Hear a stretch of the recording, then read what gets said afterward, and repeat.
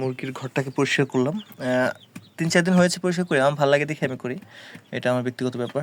আপনারা হলো যে ভালো এইভাবে না করলেও হয়, কিছুদিন পর করলেও হয়, ঠিক আছে, সমস্যা নেই। এই যে আজকে খুব আনন্দে আছে এরা এরা হলো যে এখন খুবই আনন্দে আছে, নতুন জায়গা পেয়ে খুব আনন্দে আছে। ভাল লাগে ওদের আনন্দ দেখতে, আমার খুব ভালো লাগে দেখে আমি খুব তাড়াতাড়ি পরিষ্কার করে দিই, ভালো লাগে দেখে। আর লাইটটা হলো আজকে নিচে নামিয়ে দিয়েছি, কালকে দেখেছিলাম যে ওরা রাত্রে হলো যে উপরে বসে থাকে যাতে লাইটের আলো ওদের গায়ে লাগে, তো এই জন্য চিন্তা করলাম একটু নিচে নামিয়ে দিলে আরও তাড়াতাড়ি বেশি আলো গায়ে লাগবে, এই জন্য আজকে অনেক নিচে নামিয়ে দিয়েছি।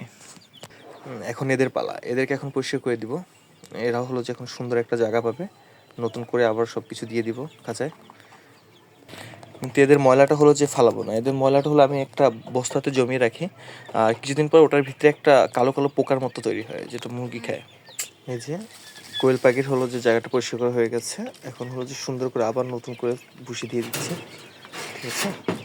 ওরা হলো যে এদেরকে খুবই ভালোভাবে রাখতে হয়, কারণ এরা এমন একটা পাখি, যত পরিষ্কার পরিচ্ছন্নতা আপনি রাখবেন তত তাড়াতাড়ি খুব ভালো হয়ে যাবে দেখবেন। এদেরকে অতটি করে দিতে হবে না, এরা নিজেরাই হলো যেটা করে নেবে, শুধু এখান দিয়ে রাখলে ওরা হলো যে নিজেরাই এটাকে সুন্দর করে সেট আপ করে দেবে। হ্যাঁ, এই যে দেখতে পাচ্ছেন খুব সুন্দর করে দিয়ে দিয়েছি। আজকে সারাটা দিন ওদের পিছিয়ে গেল, যাই হোক ওরা ভালো থাকলে আমারও ভালো লাগে, আর কিছুই না। এবার হলো যে এদের পালা। হ্যাঁ, এদেরটা পরিষ্কারই আছে, তাই বেশি পরিষ্কার করছি না, শুধু অল্প একটু ভুসি দিয়ে দিয়েছি যাতে ওরা গাছের গুঁড়ি ভালো থাকে। এরা আছে, এরা বেশ আছে, এদের ঝামেলা নেই। এদেরকে ঘরটাকে সুন্দর করে পরিষ্কার করে দিয়েছিল, এই জন্য এরা ভালোই আছে, খাচ্ছে ঘুরছে।